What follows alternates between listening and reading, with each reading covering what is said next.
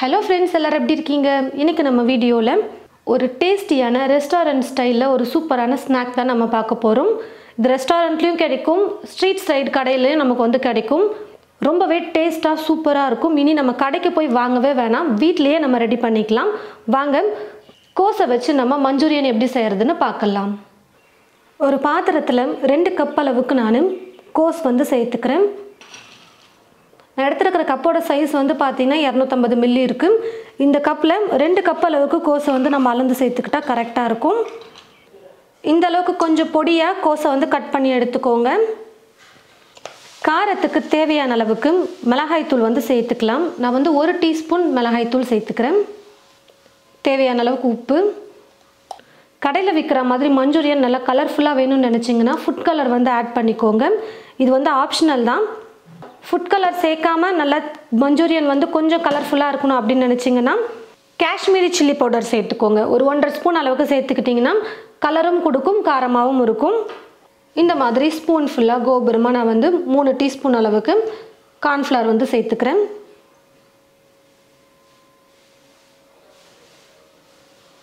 நல்லா ஸ்பூன் ஃபுல்லாக 3 டீஸ்பூன் மைதா மாவு சேர்த்துக்கிறேன்.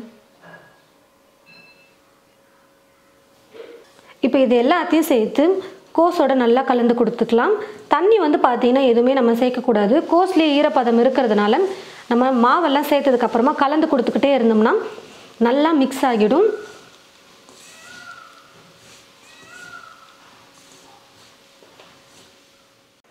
தண்ணி சேர்க்கவே வேணாம். நம்ம கோஸை கட் பண்ண உடனே மசாலாம் சேர்த்து மிக்ஸ் பண்ணும்போது அதில் இருக்கக்கூடிய ஈரப்பதமே கரெக்டாக இருக்குன்னு சொன்னோம் பாருங்கள். இப்போ கரெக்டாக இருக்குது. ஒரு வேளை ரொம்ப கெட்டியாக இருந்துச்சு அப்படின்னா மட்டும் 1 ஸ்பூன் அந்த மாதிரி சேர்த்துக்கோங்க. ஆனால் மேக்ஸிமம் தண்ணியே சேர்க்காமலே நம்ம நல்லா கலந்து கொடுத்துக்கலாம். உங்களுக்கு ரவுண்டாக வேணுனாலும் நீங்கள் ரவுண்டாக எடுத்து எண்ணெயில் போட்டு ஃப்ரை பண்ணிக்கலாம். அப்படி இல்லைனா சும்மா இப்படி கொஞ்சம் கொஞ்சமாக எடுத்து ஷேப் இல்லாமல் எண்ணெயில் போட்டு நீங்கள் ஃப்ரை பண்ணி எடுத்துக்கலாம். கடாயில் எண்ணெய் ஊற்றி வச்சுட்டேன். எண்ணெயும் பார்த்தீங்கன்னா நல்லா காஞ்சிருச்சு. இப்போ கொஞ்சம் கொஞ்சமாக நம்ம ரெடி பண்ணி வச்சுருக்கிற கோஸை எடுத்து எண்ணெயில் போட்டு ஃப்ரை பண்ணிக்கலாம். நான் இப்போ ஷேப்பே இல்லாமல் தான் நான் எண்ணெயில் போட்டு ஃப்ரை பண்ண போகிறேன். நீங்கள் நல்லா ரவுண்டாக கூட நீங்கள் உருட்டி எடுத்துக்கிட்டு கூட நீங்கள் எண்ணெயில் போட்டு ஃப்ரை பண்ணலாம். நம்ம காலிஃப்ளவர் செய்யும் போது எப்படி இருக்குமோ ஷேப்பே இல்லாமல் அந்த மாதிரியே நம்ம இப்போ எண்ணெயில் கொஞ்சம் கொஞ்சமாக முட்டைக்கோஸை எடுத்து போட்டு நம்ம குக் பண்ணிக்கலாம். ரொம்ப பெரிய பெரிய பீஸாக நம்ம போடாமல் கொஞ்சம் சின்ன சின்னதாகவே இருந்ததுன்னா சாப்பிடும்பொழுது நல்லாயிருக்கும் மஞ்சூரியன். அப்பப்போ கரண்டி வச்சு கலந்து கொடுத்துக்கிட்டே இருக்கலாம். அப்போ தான் எல்லா பக்கமும் நல்லா வெந்து வரும்.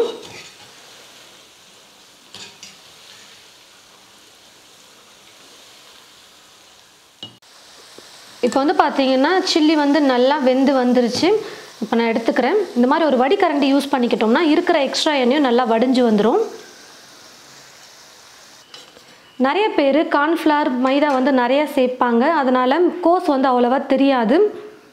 நான் கொஞ்சமாக தான் மாவு சேர்த்துருக்கேன். அதனால் கோஸ் நல்லாவே தெரியுது பாருங்கள். இதே போல் மீதி இருக்கிற எல்லா கோஸையுமே எண்ணெயில் போட்டு ஃப்ரை பண்ணி எடுத்துக்கலாம். ஸ்டவ்வை பற்ற வச்சுக்கிட்டு ஸ்டவ் மேலே ஒரு கடாய் வச்சுக்கிட்டு கடாய் நல்லா சூடேறினதும் எண்ணெய் சேர்த்துக்கிறேன். எண்ணெய் நல்லா காஞ்சதுக்கப்புறமா ஒரு வெங்காயம் எடுத்து நல்லா பொடியாக கட் பண்ணி வச்சுருக்கேன். இப்போ இந்த வெங்காயத்தை சேர்த்துக்கிறேன்.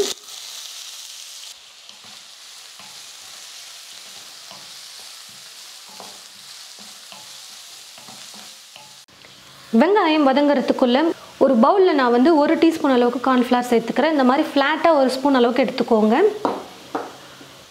இது கூடவே 1.5 டீஸ்பூன் அளவுக்கு சோயா சாஸ் சேர்த்துக்கிறேன். காரத்துக்கு 2 டீஸ்பூன் ரெட் சில்லி சாஸ் சேர்த்துக்கிறேன். உங்ககிட்ட ரெட் சில்லி சாஸ் இல்லைனாலும் பரவாயில்ல, மிளகாய்த்தூள் கூட நீங்கள் ஒரு 1/2 டீஸ்பூன் சேர்த்துக்கோங்க. உங்களுக்கு காரம் எந்த அளவுக்கு தேவையோ அதுக்கேற்றது போல் 1/4 டீஸ்பூன் இல்லைனா 1/2 டீஸ்பூன் அளவுக்கு மிளகாய்த்தூள் கூட நீங்கள் சேர்த்துக்கோங்க. கடைசியாக இப்போ இது கூட 2 டேபிள் ஸ்பூன் அளவுக்கு நான் டொமேட்டோ கெச்சப் சேர்த்துக்கிறேன்.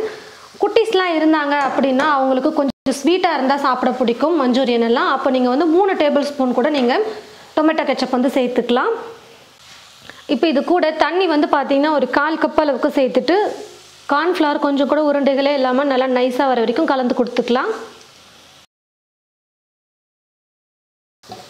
வெங்காயம் நல்லா வதங்கி வந்துருச்சு. இப்போ இது கூட குடமிளகா நான் ஒரு சின்ன குடமிளகாவை எடுத்து பொடியாக கட் பண்ணி வச்சுருக்கேன். அதை சேர்த்துக்கிறேன். கூடவே நல்லா ஃப்ளேவருக்காக ஒரு 1/2 டீஸ்பூன் அளவுக்கு இஞ்சி பூண்டு பேஸ்ட் சேர்த்துக்கிறேன்.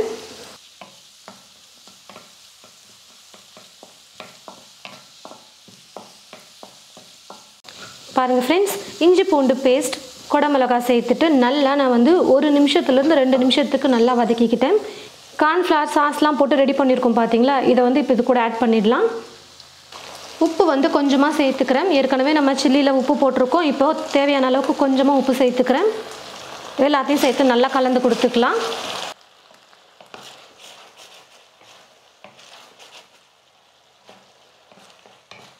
சாஸ் எல்லாத்தையும் சேர்த்துட்டு லைட்டாக கலந்து கொடுத்ததுக்கப்புறமா நம்ம ரெடி பண்ணியிருக்கிற இந்த சில்லியை போட்டுடலாம்.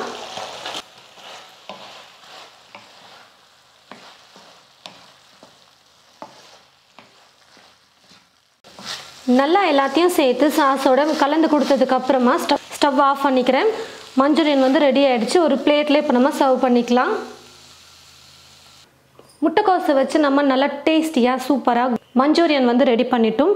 ரொம்பவே டேஸ்ட்டாக சூப்பராக இருக்கும். நம்ம ரெஸ்டாரண்ட்டில் வாங்கி சாப்பிட்டா எப்படி இருக்குமோ அதே டேஸ்ட்டில் இருக்கும் கண்டிப்பாக.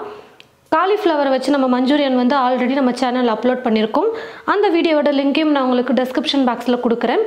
கண்டிப்பாக போய் அந்த வீடியோவும் பாருங்கள். கோபி மஞ்சூரியன் எப்படி செய்யறதுன்னு சொல்லிட்டு பார்த்துட்டு நீங்கள் ட்ரை பண்ணி பாருங்கள். உங்கள் வீட்டில் கோஸ் இருந்தது அப்படின்னா இந்த மாதிரி கோஸை வச்சு ஒரு சூப்பரான ஸ்நாக் வந்து ட்ரை பண்ணி பாருங்கள். எல்லாருக்கும் ரொம்ப பிடிக்கக்கூடிய வகையில் இருக்கும். இந்த மாதிரி மஞ்சூரியன் செஞ்சதுக்கப்புறமா கூட இப்படி ஒரு சாஸ் வச்சுட்டு நம்ம தொட்டு சாப்பிடும்போது அவ்வளோ சூப்பராக இருக்கும். வீட்டில் குட்டீஸ்லாம் யாராவது இருந்தாங்க அப்படின்னா அவங்களுக்கு ரொம்பவே பிடிக்கும். கண்டிப்பாக நீங்கள் இந்த மாதிரி செஞ்சு கொடுங்க. நம்ம ரெஸ்டாரண்ட்டுக்கு போய் வாங்கி சாப்பிடும்போது பார்த்தீங்கன்னா வெங்காயத்தாள் மேலே கொஞ்சம் ஆட் பண்ணியிருப்பாங்க. அது நம்ம எல்லாருக்குமே கிடைக்காது. உங்களுக்கு கிடைச்சதுன்னா நீங்கள் வெங்காயத்தாளை கடைசியாக பொடியாக கட் பண்ணி இதுக்கு மேலே சேர்த்துக்கோங்க. நீங்களும் இது போல் உங்களுடைய வீட்டில் கோஸ் இருந்ததுன்னா மஞ்சூரியன் செஞ்சு பார்த்துட்டு எப்படி இருக்குன்னு சொல்லிட்டு மறக்காமல் கமெண்ட் பாக்ஸில் வந்து கமெண்ட் பண்ணுங்கள். இந்த வீடியோவை மற்றவங்களுக்கும் ஷேர் பண்ணுங்கள். இது போல் நிறைய ரெசிபீஸ் பார்க்க தமிழ் ஃபுட் மசாலா சேனலை மறக்காமல் சப்ஸ்கிரைப் பண்ணிக்கோங்க. கூடவே பக்கத்தில் இருக்கிற பெல் ஐக்கானை கிளிக் பண்ண மறந்துடாதீங்க. தேங்க்யூ.